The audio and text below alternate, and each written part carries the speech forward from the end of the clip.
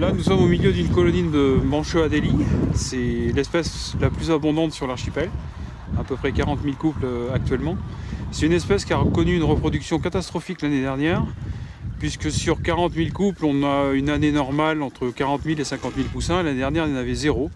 C'est-à-dire que tous les poussins sont morts, pour la même raison que les manchots empereurs d'ailleurs, c'est qu'on avait beaucoup de glace de mer, donc les manchots adélie étaient obligés de parcourir plusieurs dizaines ou centaines de kilomètres pour aller trouver leur nourriture, et les poussins à nouveau sont morts de faim. En plus de ça, il y a eu un phénomène particulier, c'est qu'on a eu 7 ou 8 jours consécutifs de température positive l'an passé, et de la pluie, alors qu'habituellement les précipitations ici sont sous forme de neige. Donc la pluie a fait que tous les poussins ont été détrempés très rapidement et sont aussi morts de froid en plus de mourir de faim. Donc l'année dernière, vraiment une reproduction catastrophique. On n'a jamais vu une reproduction aussi catastrophique depuis qu'il y a des suivis ici. Les suivis des populations de manchots adélie ici ont commencé dans les années 70 à peu près. Et c'est une espèce ici qui a augmenté petit à petit, qui est passée d'à peu près 20-25 000 couples à plus de 40 000 certaines années récemment.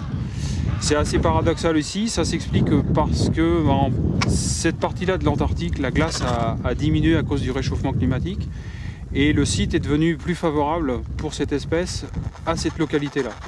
En revanche, c'est totalement l'opposé à l'opposé du continent antarctique, donc en péninsule antarctique, où là la glace a totalement disparu. Comme c'est aussi une espèce qui a besoin de la glace, les colonies de manchots adélie ont disparu, certaines sont éteintes.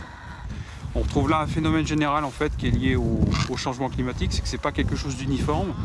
Il y a des sites où le réchauffement va être favorable à certaines espèces et d'autres sites où au contraire il va être défavorable.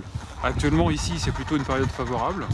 Si le réchauffement se poursuit et que la glace continue de diminuer, à ce moment-là on rentrera à nouveau dans une période défavorable pour ces populations de manchots adélie qui risqueront de diminuer d'ici 50 ou 60 ans si les scénarios de changement climatique sont vérifiés.